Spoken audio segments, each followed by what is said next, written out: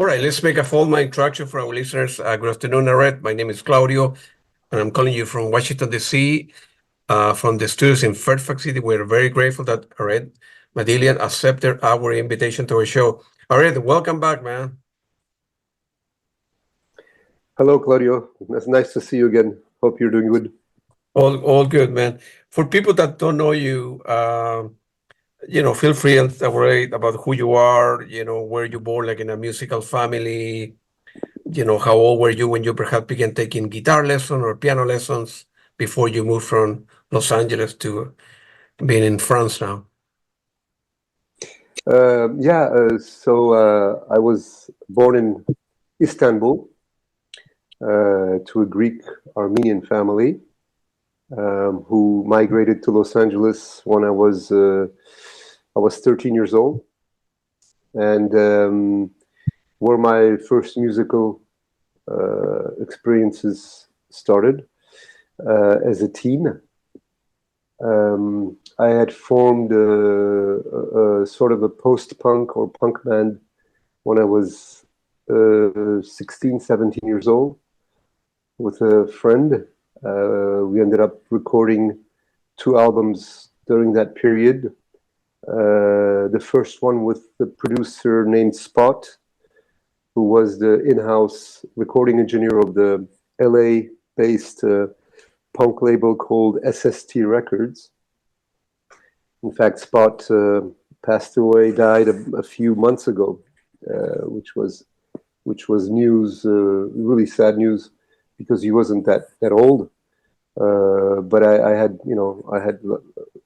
had a lot of affection for Spot because he was the person who first trusted me and sort of took me under his wings to do the first recording back in very early 80s in Hollywood.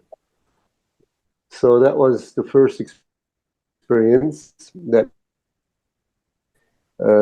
which was called WOG. We had some decent exposure in the mid 80s. We had won first place in the radio station called K-Rock in LA, where they had done something called Battle of the Bands, where they were asking about 600 unsigned bands in Los Angeles had sent them cassettes or demo recordings, and they were playing these demo recordings to the audience a couple of times within a period of 6 months, and people were voting, calling in and voting. And much to my surprise, the song that I had sent without really thinking much about it ended up coming in first place with the votes.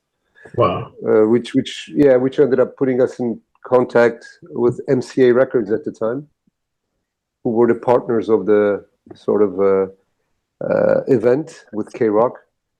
And so we released an album just after that with WOG. And then I came to Europe. I decided to leave Los Angeles, and I thought that musically what we were doing was more in line with the music that was going on in Europe more than the States. Mm-hmm. So we ended up going. I ended up going to France.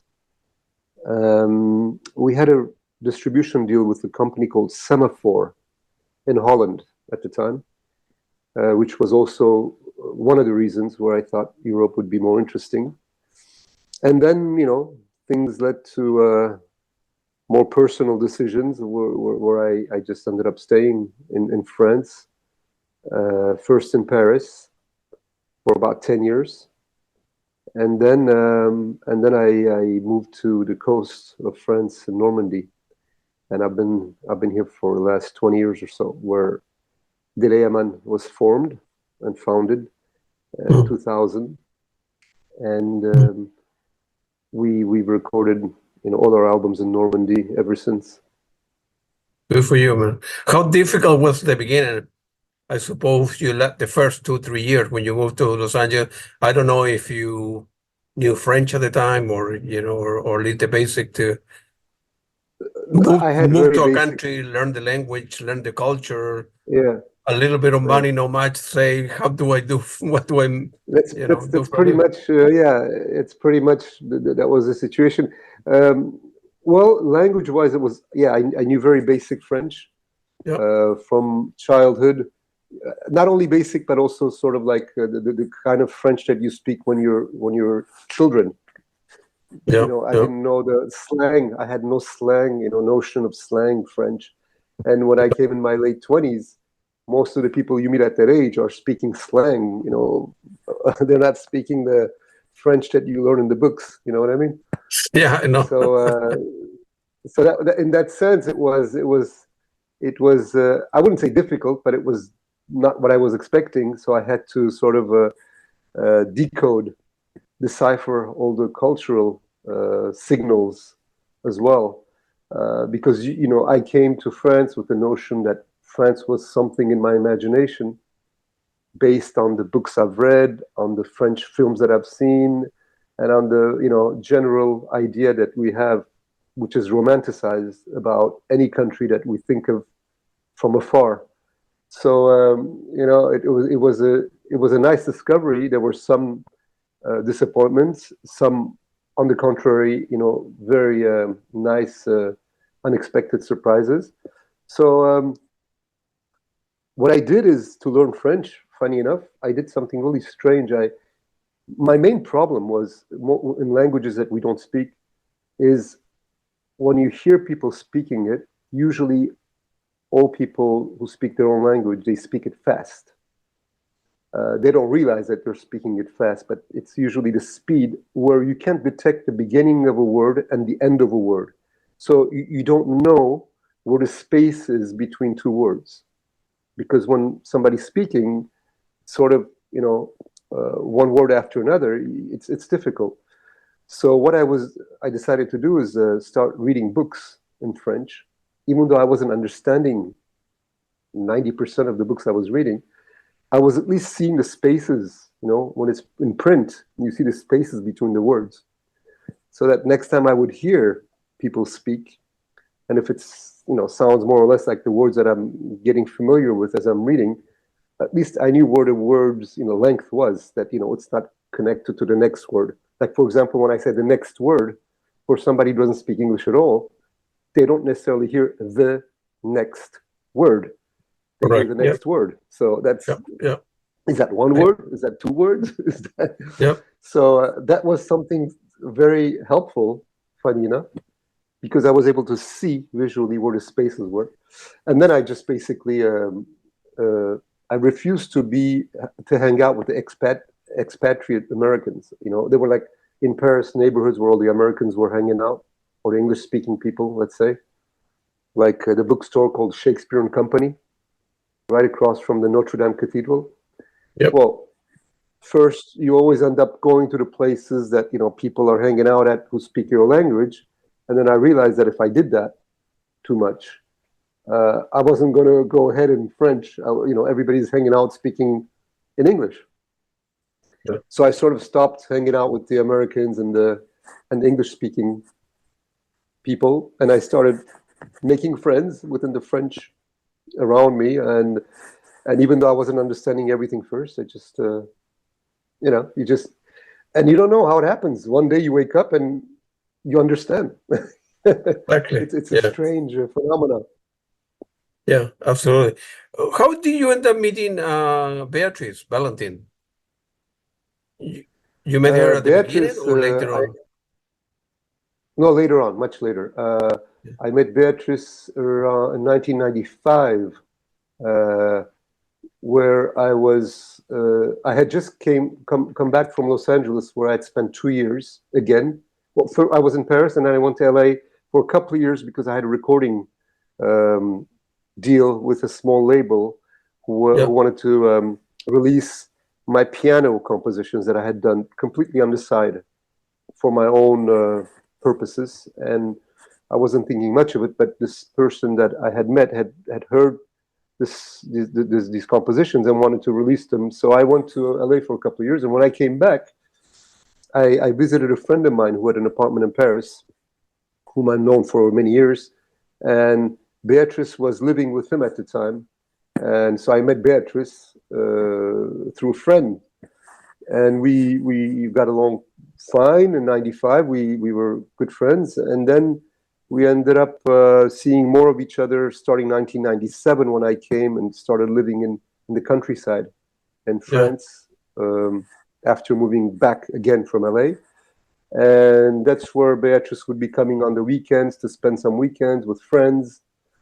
And we'd do a lot of music at the time. You know, people forget, but even in the '90s, late '90s, mid '90s, there was no internet. And even if there was Right. internet, it was really bad, slow. So nobody was spending all their days on that stuff. So we were spending our days doing, stuff that we don't even imagine anymore, but doing music, talking, and Sure. playing piano. And so during one of those weekends, I heard Beatrice singing, and her voice seemed. I really liked her voice because I was starting to do some experimentations with recordings that were kind of like they became the prelude of what was to become the first album of Deleyaman. Yeah. And so I was thinking in those terms and thinking in the terms of those compositions at the time. I thought her vocals would really fit well. So I asked her if she'd be willing to try to record at least one song.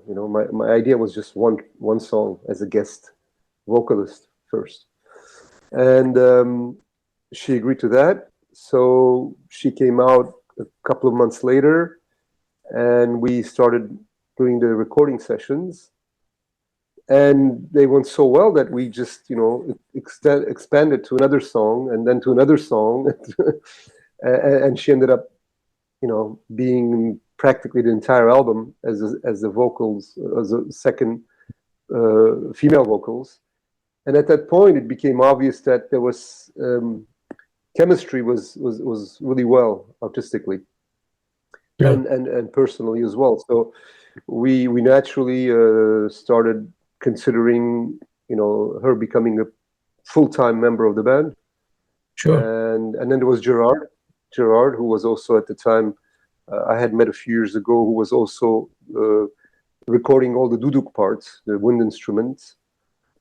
And so the three of us basically getting together in that countryside house in Normandy in the late '90s, around 1999, 2000. That's what gave birth to the first album. Yeah. Yeah, absolutely. Yeah. The first album, right? I think is named 004/1, and it's very, Yeah, very good, man. Very, very good. And now, what, 23 years later, you're still going yeah, strong. Eighth and ninth album, and a lot of stuff you do on your own as well. Is amazing, man. It's amazing that at the thank you. beginning, it's very difficult to look forward, right? And connect the dot going forward because you don't know what's going to happen in your life. And I look at my life too. But going backwards, it's easier because you were trying to, it's easier to connect it up, Yeah, do this part, get some great people, great music to begin with. The struggle, learn the language, learn the food, learn the culture, the second album, the third, and so on and so forth. So you're yeah, doing good, absolutely. man. I think you're right. It's much. I mean, you're right in saying that as you're living the present. Well, I think living really in the present, in the true sense of the word, sort of keeps you from being able to connect dots because you're just constantly in the present. You're just doing what you have to be doing, or you want to do, or you are doing. Period. But when you look back, as you say, it's much easier for you to see sort of why things happen this way or that way, because you're able to connect dots that seem sort of maybe incoherent at the time or Correct. Yeah. confusing at the time. But then afterwards, you realize that no, there was some engine there that is not totally in your control, that you're part of, and I think in a way, what's good about it is that it's proof that you were in the present. It's proof that you're really living in the present and not really calculating too much. Mm. And which was really true in the case of Deleyaman. there were no calculations, no commercial calculations, no considerations except to do what we wanted to do, and we were happy to be doing it, taking our time doing it, having the studio at our disposal, doing it in our terms, and taking the time that's necessary to record, to mix, to master. Mhm. The present in the most creative of ways for somebody who's working on creating an album or whatever it is that you're creating. Mhm. I think the pressure, you have to get rid of the pressure. Once there's no, if it's possible, if there's no artistic pressure on you from anybody, from a publisher or a record label or whatever, that really makes a huge difference in the way that you sort of go forward. Absolutely. And also, which is important, you have a dream, ideas about your life, and you didn't give up. So many people in life, whether you are an artist, a painter, whatever, a writer, a musician, Yeah, uh, have some goals, and eventually, well, things didn't work out. They didn't put maybe a lot yeah. of energy. They have a plan B, a plan C, and they give up on music in your case. And in your case, you didn't, right? So you say, I like music. It's an important part of my life. Yeah. I would like to make a living, and 20 years Oh later, yeah. you're still going, man. So, yeah. Well, I think that it's the main reason why it makes sense to live, as far as I'm concerned. I Yeah. mean, it's there are very few things. It's the love of the people that you are very close to, and the creative drive, without which I don't really imagine. Having. I don't imagine living without creation. Mm. I just can't imagine it, in the sense that I lose the meaning. I lose the sense of what it is to live if there's no creation involved. Now, that's a luxury I'm completely aware of, but it's a luxury that a lot of people do not use, which they have in their disposal that others don't, unfortunately. So I think that the most rational thing I remember doing at the time, to be able to continue, as you said, was to lower the expenses of my everyday life, the financial burden, which was one of the reasons why I wanted to live in the countryside, because city living was not going to, work out. It was too expensive, and you don't have enough space to be able to create or record. You have neighbors upstairs, downstairs, so there's no way that's going to work out. And plus, it's much more expensive.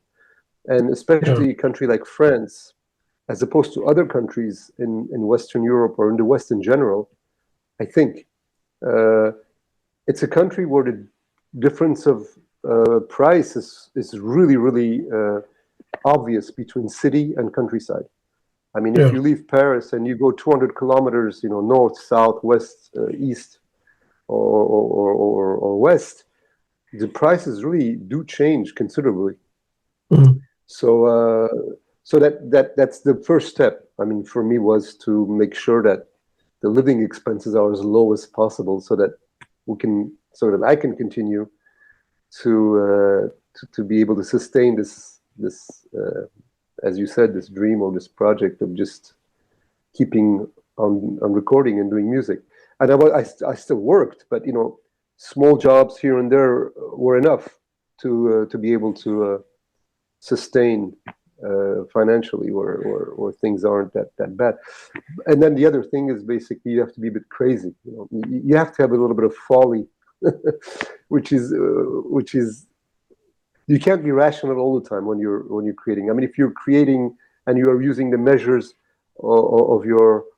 of society saying what is successful, and since that measure is always coming to money, I mean, if you use that measure, you'll stop really quickly, because it's difficult to make money with your first, second, third album, or even ever sometimes. Mhm. So you have to have another reason, another measure to use to ask yourself if you want to continue or not. And I mean, if it's just money, it's not going to happen. At least it happens for some people, but in the case of, in my case, if I had used the measure of success, according to money, it would have stopped really quickly. So I'm glad I didn't. Okay, good for you, man. Good for you. Yeah, I know exactly what you mean, man. I want to bring your attention to the last two albums, and which at both are masterpieces, man. The first one is the Abbey project, and I look it up. A castle is a sort of residency for nobility or royalty, and Abbey is a religious complex for monks and nuns.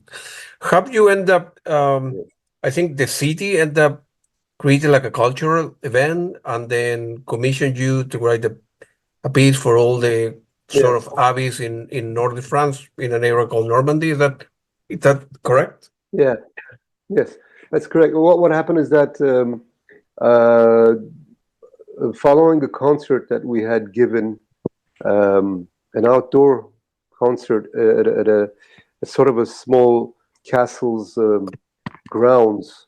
It was a outdoor theater.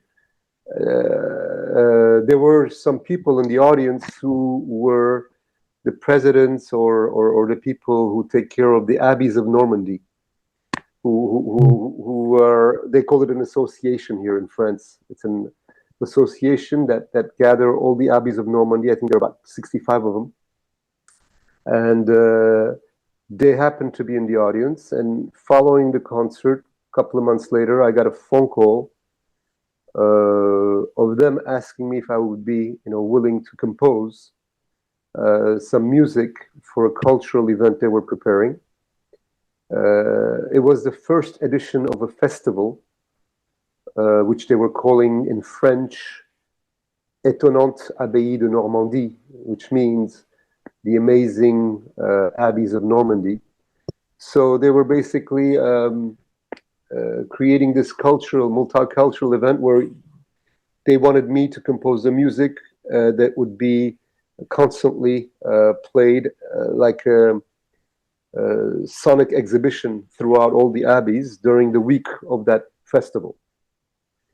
So, which means that when you walk into an abbey, whether it be outside or inside, there is always constantly the music, being broadcasted during the week, where you also have other cultural events happening. Could be a photo exhibition, could be a painting exhibition, could be a book reading, whatever.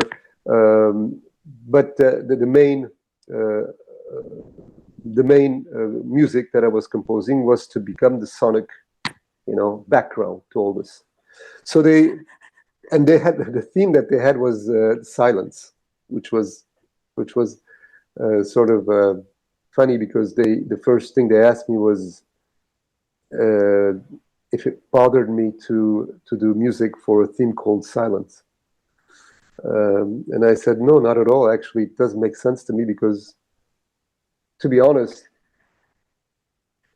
some of the music that provokes silence is what I like most in music. I mean, it's strange to say, but I think that some music basically creates the space within you where there's this silence, but it's not silence as we know it.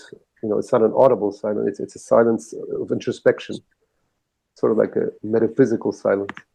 And so I thought it made sense to do music for a theme called silence. I agreed, but I didn't know exactly where the places were, so I wanted to see the places, at least a few of them. There were about 15 abbeys that participated to the festival, and so I visited a few of them before starting the work. And then I had a long conversation with many of the people who are running all these abbeys, sort of get the impression of how they feel about this project, because I didn't want it to be a religious project per se, simply because it's a festival where they're welcoming people from all over the world to visit these abbeys, and all sorts of people are going to go through these places, and multicultural and universal. So whether you're, religious or not, whether you're a Buddhist or, whether you're Catholic or Protestant or atheist, whatever it is that you are, you don't feel excluded when you hear the music in the space, that you feel, on the contrary, connected to it. So that was it was very general idea that I had. I didn't really have specific ideas for the compositions at the time. And I asked them if there was any further,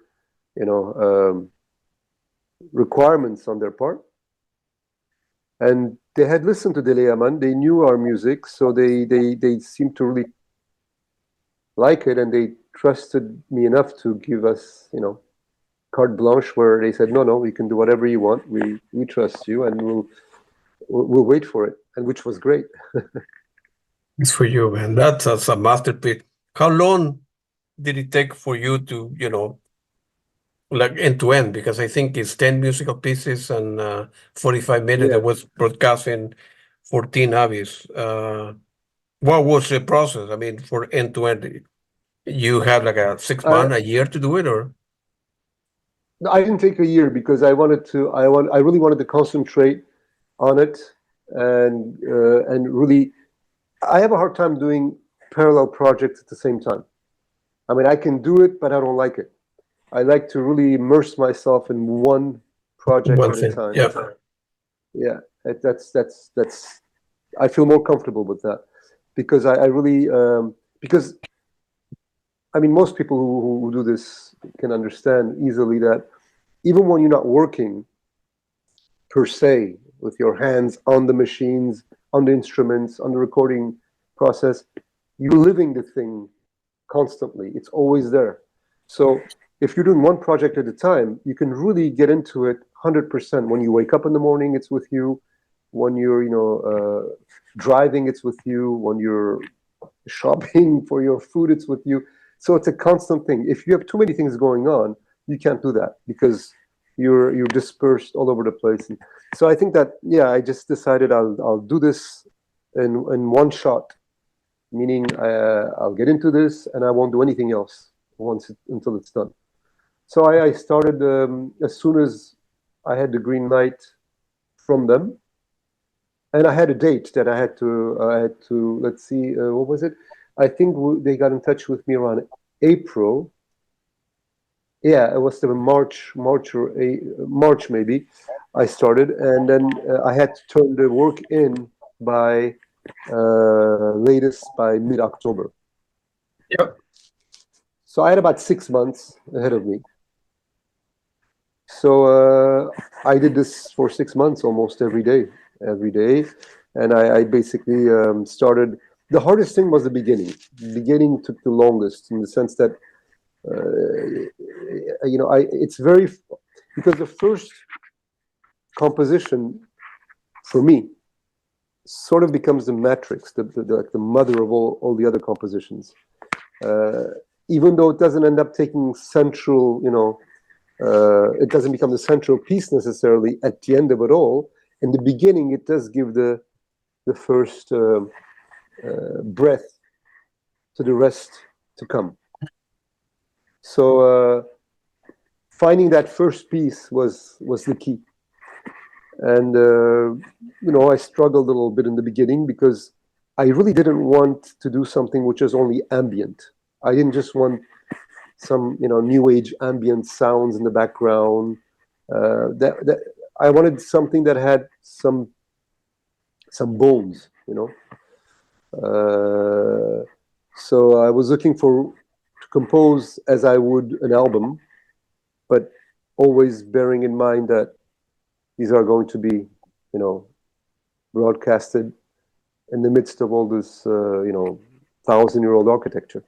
So, and once I got the first piece, then the second piece follows, and then the third, and then once you have a couple of pieces, then because of the coherence you're looking for, the direction becomes clearer, and then you work more to avoid things that are obvious, as you're going along. You know what's obviously not working, and you know what's obviously working as you go.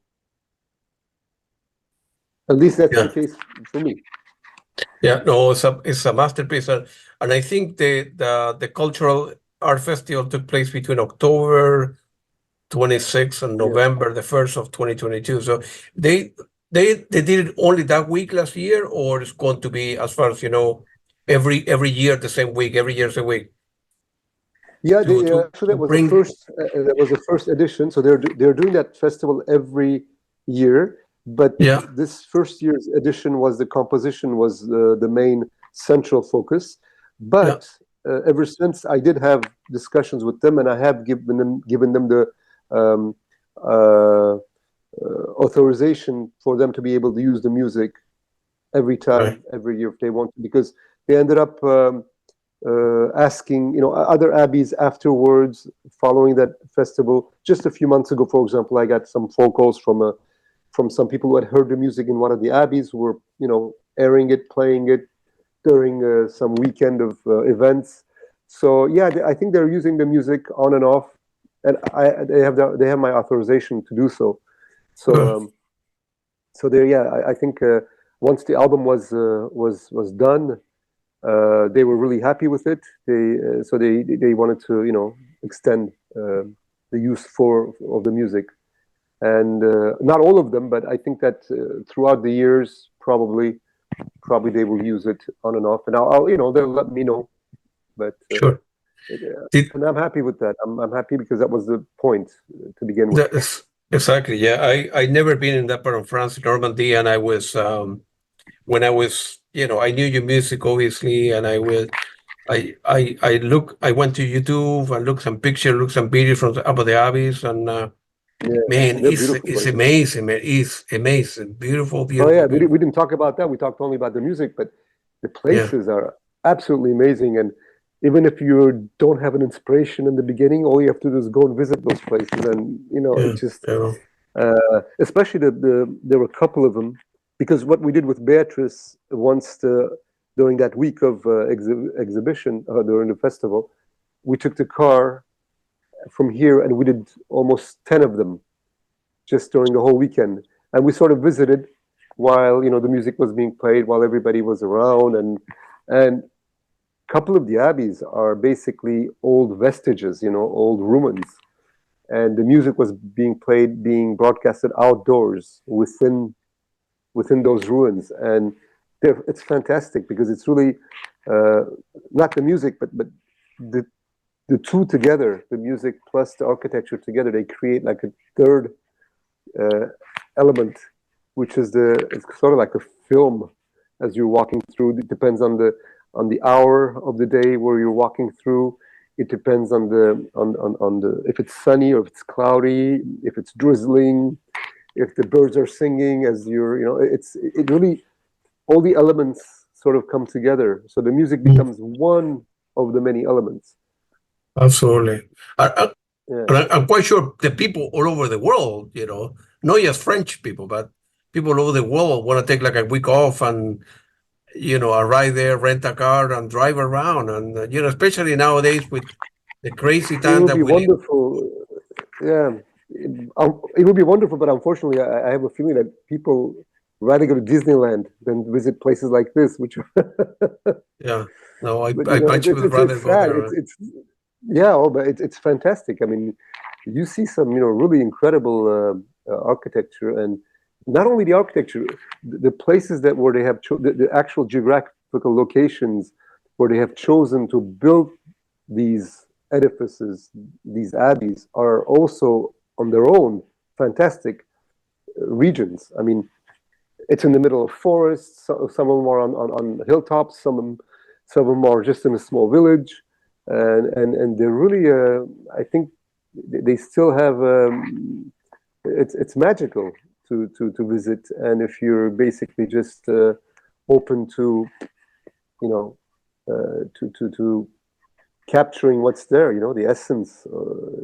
It's and plus it's really quiet, so you don't have all this. Even though there may be a lot of people visiting, there's so much space, and they're so huge in their, the properties or where they're on, that you can be walking on your own for hours, just in silence. It's really nice. Yeah, and there is one in particular, I believe, that is in the. It's like I don't know, like an island could be. That was like a big rock. I think the name You're was talking about Mont Saint Michel. Mont Saint Michel, yeah, Mont Saint Michel, Mont yeah, Saint Michel. Yeah, it's yeah, a masterpiece, man. yeah. It's an amazing. It's probably if I'm not mistaken, I think it's one of the 8 marvels of the world or something, Wow. of human creations. Yeah, it's Yeah, quite. And when the tide comes in, it's covered. It's like an island. So you have yeah, the sea all yeah. around, and when a tide pulls back, then you can actually walk on the sand to it. Yeah, I've been there a few times, and it's right on the border of Normandy and Brittany. It's in Normandy, Yeah. and it's right, it's right on the border, and it's a fantastic place. In fact, we have plans to do a concert there soon. I hope that it'll work out. When do you? It's possible to I've been say talking when? to ever since this Abbey project. I met some people Yeah. because of it, and some of the abbeys because Mont Saint Michel is a part of the entire abbeys of Normandy, Of so course. they're Yeah. they're a part of the project. So we're supposed to do something, but it's tough to find the right date to make sure that everybody's available, because we'd like to do like a really nice project. Maybe like a concert, would be a concert reading with the French actress Fanny Ardant, with whom we worked with in the past. Correct. So Yeah. so I have some plans, to do something there, but it's still in the conversation stages. Man, I hope I will. Let me know in advance. I would love to go because Well, I'll let you know. I'll I would definitely like let you to know. go there. Sorry, and visit a place which is, as I say, Yeah, that was built like in the at least 1,000 years ago, and they have yeah, different layers. I think the first yeah, layer, the basement is still there, but they build another layer on top and another. yeah, 11th century, 12th century, 13th century, and then they start yeah. building to the right and to the left. And then good music in the background, and maybe a good coffee and a good beer. What else you want in life, man? They have some little coffee shops all around, and that look straight out to the sea and to the landscape. There was a great movie that I had seen in the 80s, or was it early 90s, called Mind Walk, My walk, that yeah. takes place, yeah, Mind Walk, that takes place in Mont Saint Michel, and it's a film in which there are 3 actors. Liv Ullmann, the Swedish actress who was the actress that Ingmar Bergman used to work with. Work with, yeah. Mind Walk, Liv Ullmann. There is the guy who played in Killing Fields. What was his name? Sam. I forget his name, but Like Sam Waterson or Waterson or something like that. yeah, that's it. That's Sam Waterson. That's it. Yeah. And Oh, he's a very basically good this, man. and then there's a third actor whose name I forget. Basically, it's 3 friends who get together at Mont Saint Michel for I think it's a day or a weekend, where Liv Ullmann, who is a woman scientist, is living there is rented a place there for the winter. The other friend is just as a politician, Sam Waterston, who's going to run for presidency in the United States, I think, in the movie. And then the third one is their friend who is a poet. So it's a conversation about life, death, the world, from the 3 points of view: the scientist, the politician, and the poet. Yeah. And that's why it's called Mind Walk, because they're constantly basically walking through the mind. I'm trying And brainstorming ideas. Yeah, I wrote myself a note to check it out. That's yeah, that's I really like that movie. Yeah, so that all that to say, that takes place in Mont Saint Michel. And if you ever go there, you have to just avoid the summer crowds. Make sure you go there in the off season. off season. Yeah, I will call you before, and we can rent a car, go together with the family. 2.5 hours from where I'm living. 2.5 hours to the west of where I am. Yeah, good for you, man. Yeah, good for you. That's, as I said before, the music is so beautiful, man. I put my headphone on it, listen to stuff, and I can't imagine the scenery driving there, and so peaceful, so beautiful, man. It's unbelievable. We live in crazy times, man. Oh, yeah. With Ukraine and Russia going for over a year now, Israel and Yeah, Palestine, or yeah, wherever yeah, your side is or your political views, we are killing one another. We are destroying the world, the planet, humanity. And now with AI and technology, we live yeah. in very difficult times, man. Maybe we're doomed as a society. Yeah, my People don't read pessimist. books Yeah, anymore. People yeah, text all the yeah. time. They are connected to social media hours and hours a day, or this. Yeah, We absolutely. people don't go to So libraries. there's much reason to get depressed about. That's for sure. Which is Yeah, one of the reasons why I think it's more important than ever for uh, to continue doing music as we do, and yeah, whoever absolutely. has the luxury of being able to create, because that's exactly why you can't measure things with only money, because there are other reasons to stay sane. For example, to stay absolutely sane, you need to do what you're doing, and I think it's more important than anything else, because it's. I agree with you that when I speak with friends, I sort of depress them sometimes because I really think that we've gone way too far. I think to come back from where we are, it's going to be almost impossible. That's my personal feeling about it. But Mhm. uh, but which means that we just have to keep whatever keeps us sane. We have to keep it with us. Absolutely. So Absolutely. The other album that I want to bring your attention is the Sudbury Inn, which is the ninth album from Deleyaman, recorded between 2020 and 2022. And it contains 11 tracks with 56 minutes. Uh, I think that album was recorded during the COVID. How were you able to put it together? Because with COVID, people yeah, wouldn't go out. Maybe in the countryside, different, but in the big cities, let's say in France or here in Washington D.C., yeah, everything was closed. People were afraid. At least here in the United States, over 1 million people die, and it wasn't clear the direction. People were working from home. Many businesses closed, and the economy yeah, tanked. And so forth. How were you able to put that together? Because there are a lot of musicians that participate in that album. So yeah. Basically, we started during the COVID.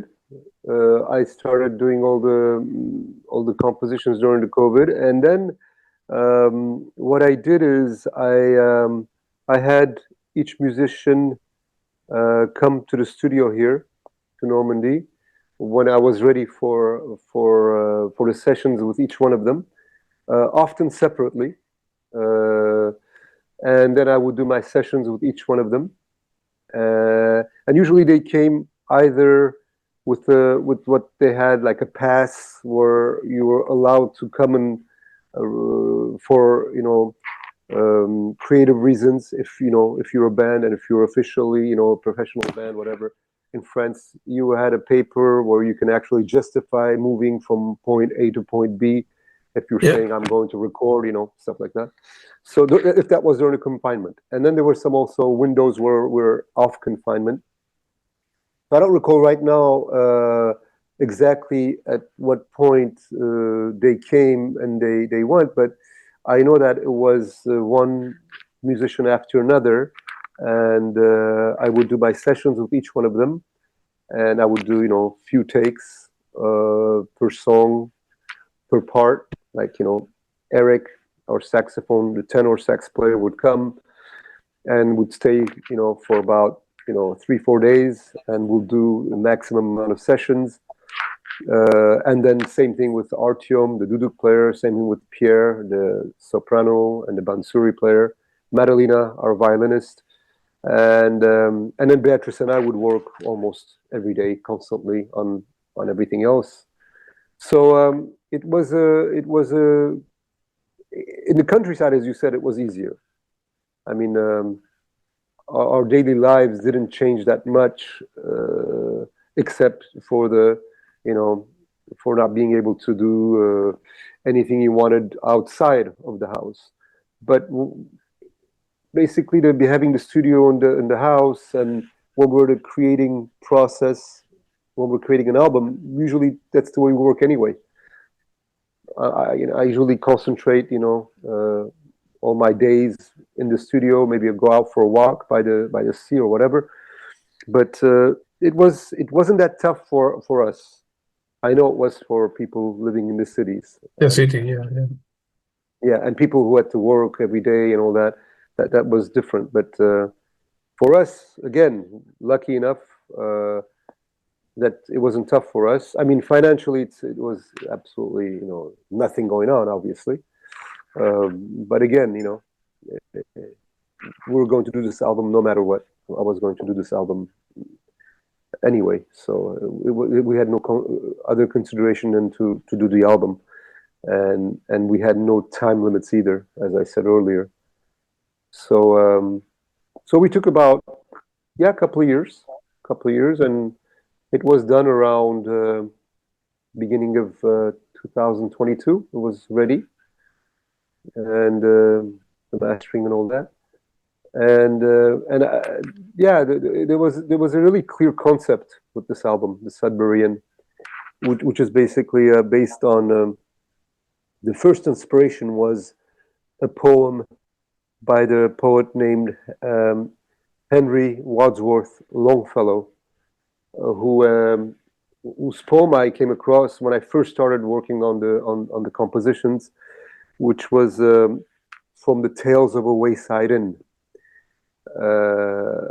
Basically, in 1862, this poet, who was living in Boston at the time, traveled to a town called Sudbury, apparently about 20 kilometers or 20 miles east of west of Boston, where he spent about a week with other artists and poets and patrons, whatever. And everybody was telling their stories to one another, and he made a whole series of poems and about the characters that he had met during that week that he stayed. And so I came across that one poem where he's basically talking about the Wayside Inn, the place. And it was really inspiring because I was also trying to look for a concept where I could reunite all the compositions under one theme.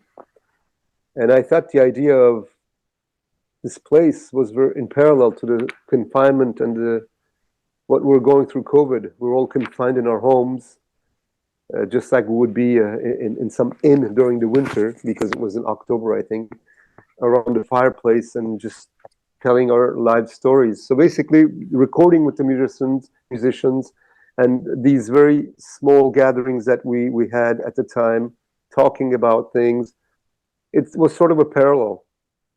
And so the whole album was based on that parallel to the Sudbury, and I called it the Sudbury Inn because I thought that it was a way of sort of connecting it to the 3 songs in which we use poems from that book, Tales of a Wayside Inn.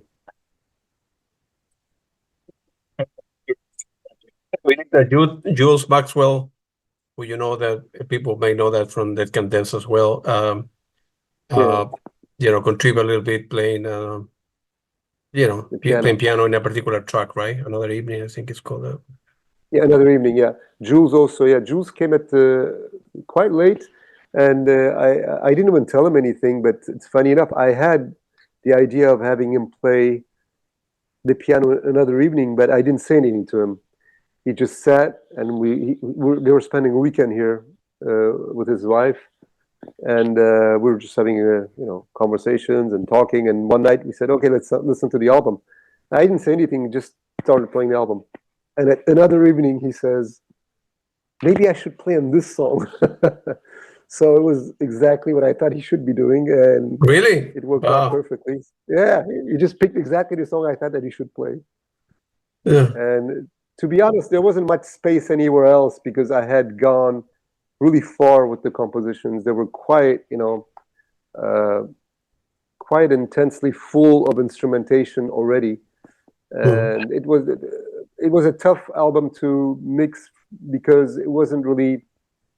There was a lot going on. There were a lot of layers of music going on, and I wanted to give it the impression of, you know, space, and but I had a lot of instruments that I had recorded, and I had so many tracks that I was working with that I had to really ease up on a lot of stuff, and I didn't see more layers of instruments coming on top of what we already had. Wow. Well, so it's fair to say that once everybody contribute their part and then you put it together, there are many, many layers, and it very, I imagine that it's very difficult to, you know, bring all the track, being a cohesive Yeah. album, mastering, engineering, and then put it out there. It's difficult. It's not that easy. So It's actually it's more difficult when you have a lot of good sessions with a lot of musicians. So if you have just one good session out of the 5 recording sessions, it's not difficult. You know which one you have to use. But when you yeah, have a lot of good sessions, it makes it much more difficult because a lot of these musicians who are playing wind instruments, each time we're doing a take, even though I give them a general direction, they always do a little bit of, you know, there's always differences in every time they play the same parts. So when they're all interesting and when they're all good, the difficult part is to make choices. Now another thing is, but it's good to have the position of the engineer. When I'm recording them, I'm listening as I'm recording. I'm not actually playing an instrument with them, which makes it easier for you to know what's working, what's right, and what's not right. Because when you're playing an instrument, the pleasure of playing the instrument uh, makes it difficult for you to know if what you're doing actually is working or not. Because playing is just fun, right? So usually when you tell somebody to play an instrument like a saxophone, they'll just play. So we'll have hundreds of notes or 200, and that that's not going to work necessarily. But somebody who's playing it, they don't realize that. So having that, distance while the others are playing to know that okay, this is going to work, this is not going to work. It's quite important because once you put the instrument down and you sit down and you listen, you hear right away that oh wait, this is way too much. I did too much here. This should be done only with 3 notes instead of 10 notes. So that was the decision-making parts of what to keep is difficult.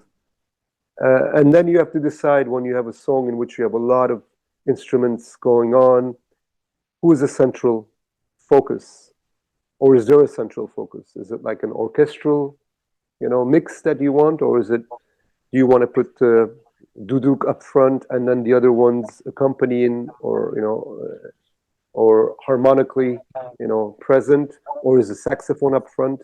So all that stuff is basically happens as you're going along, but you have a vague idea already when you start the song, when you start the session. But then sometimes things change drastically because somebody does something during the session, and all of a sudden you say, "Wow, this is going to work really well as the intro, for example."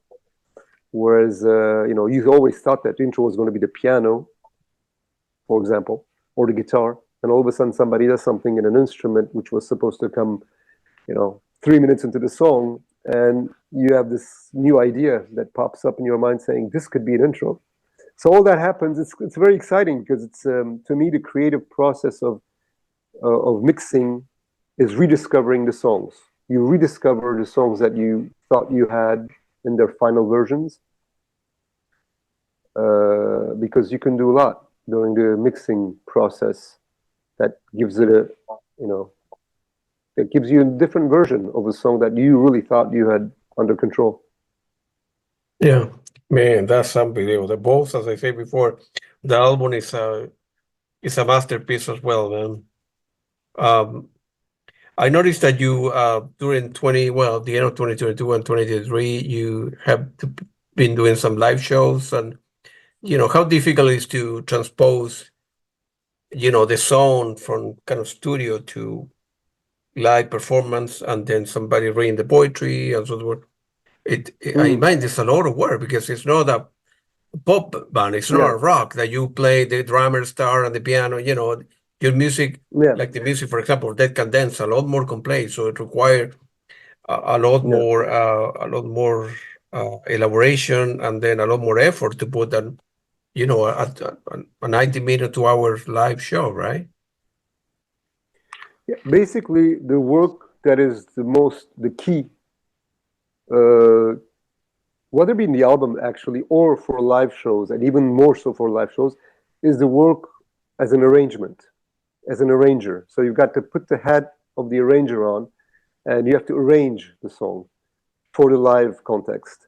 Um, the difference between the live and the album mainly is you can't mix it perfectly as you can in the studio, because some of the instruments carry their organic sound directly, even though you don't have a mic in front of them.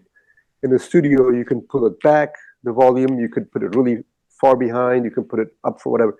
In a live context, depending on the size of the venue you're playing, the first row seats are going to hear the saxophone direct sound anyway. Right. So it's more difficult to mix for the live context. I mean, you do have your sound engineer who's working, for that, but it's limited for smaller venues. Bigger, huge venues, they work better because you have huge distances between you and the first row of seats. But the small venues, they're really close up, and even the drummer, when he hits a snare drum, the direct sound of the snare drum is going to be quite strong. But so you arrange the volume levels, you arrange who comes in, who goes out, who does what when. So basically you try to give it space and breathing room so that the song doesn't become a sort of a cacophony, it doesn't become a huge confusion of sound. And that's the toughest part, because you want it to sound good. Because even though compositions are there, you may not hear them if they're not mixed correctly, and if they're not sounding good, you may not hear the composition. So to me, working on the sound is very important on the live context, so that everything is pristine, precise, clean. We're a nightmare for sound checks because of that. I mean, I know a lot of people can do sound checks in 2 hours. I wish I could, but our sound checks take a long time because of that. Because we really like to have the sound as close as possible to something that we, which we already worked with in the album. Now, of course, there's always improvisations in a live context that that are always naturally there. But it's nice to have the framework respected based on the album versions. So the idea is to have the album versions for the live concerts, within which you have moments of improvisations that are not exactly the same as in the album, but it's reminiscent, at least at worst, it's reminiscent of the same melodical content, so that we don't change drastically the melodical and the content. Harmonically, it's different. You can have somebody doing, different harmonic accompaniment with somebody than in the album version, but it's important that the main framework is respected.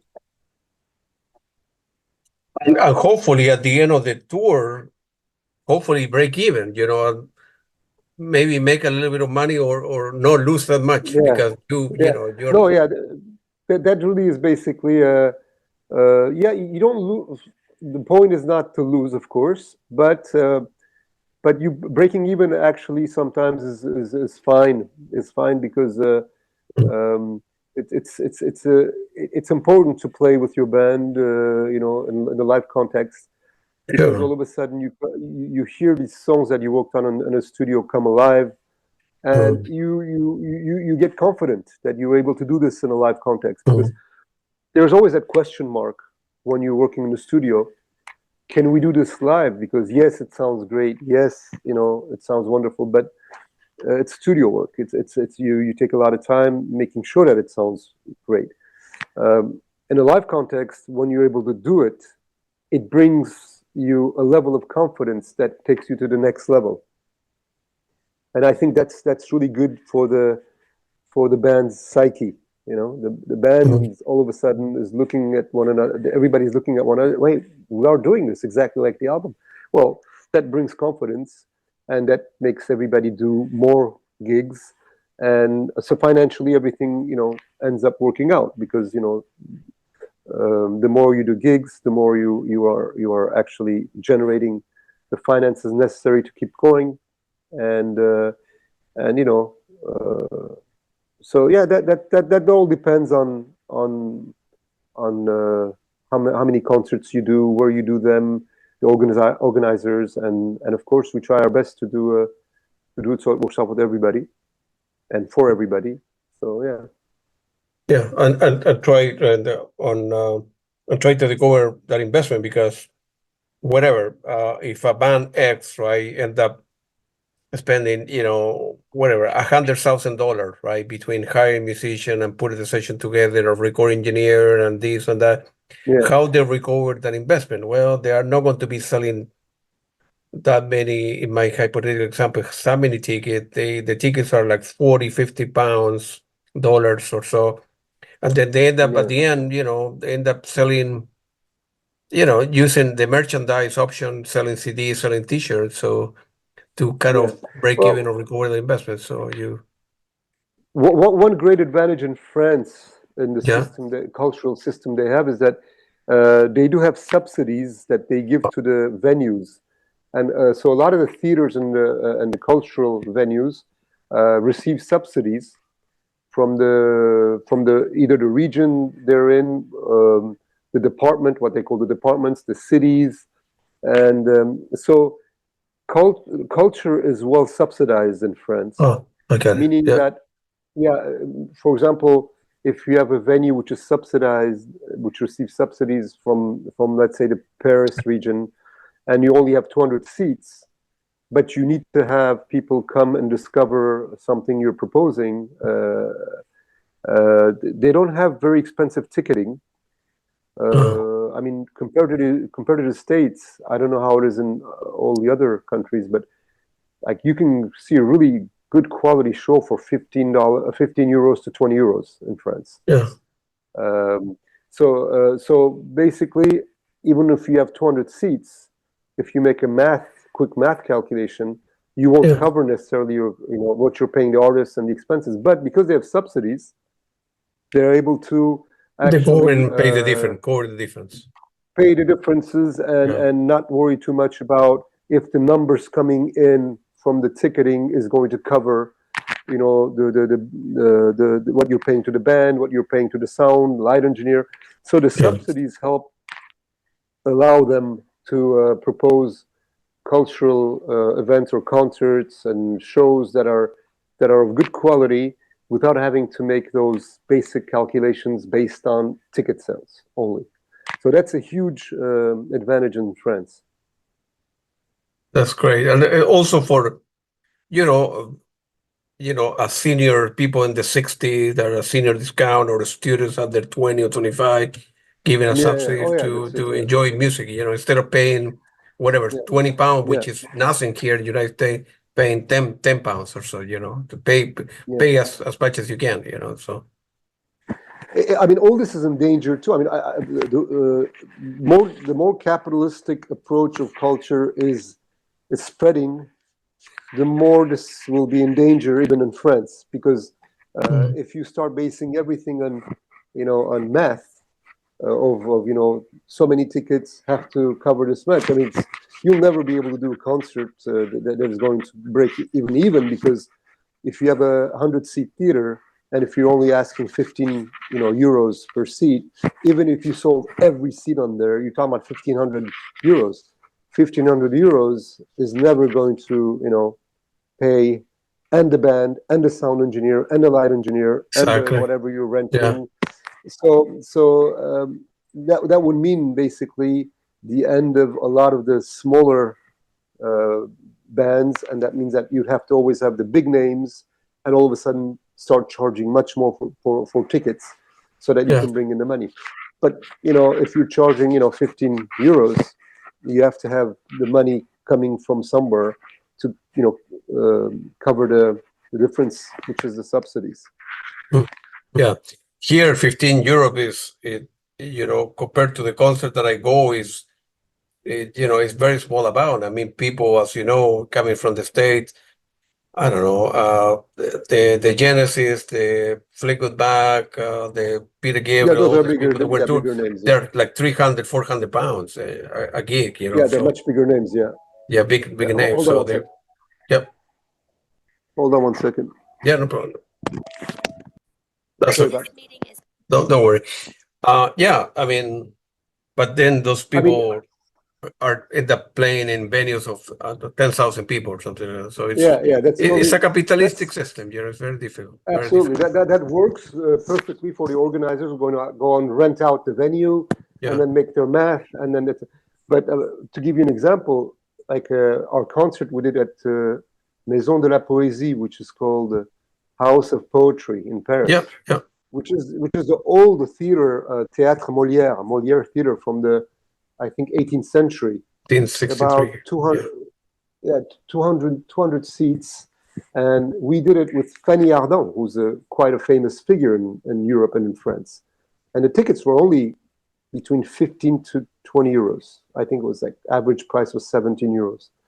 So just to give you an example, and you're in the smack in the heart of Paris, by the Beaubourg, by Léal. It's Fanny Ardant on stage. And still, it's quite, I find it to be a really reasonable ticket price. But it's a subsidized venue, which, explains why, you can do that. And it's a different system. They have a different system, and they try to fight to keep it. But I know that, hearing from here and there, that it's not a sure thing that it'll stay like this for a long time either. Yeah, no, I know exactly what you mean. What are you working nowadays? Are you working on a new album? Are you putting something together? For sure you are.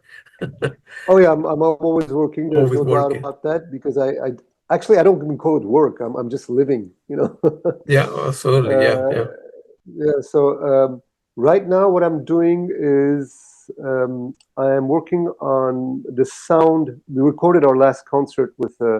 We did one with Fanny Ardant in the House of Poetry, based on the reading of the essay by Stig Dagerman, the Swedish author. But we also did one with another Dutch actress named Maruška Detmers, and that one was recorded. So I'm working on the audio recording of that concert, because we're going to have the film was it was filmed. So the person who filmed it sent me the film, and I'm working to make sure that the sound is good on it.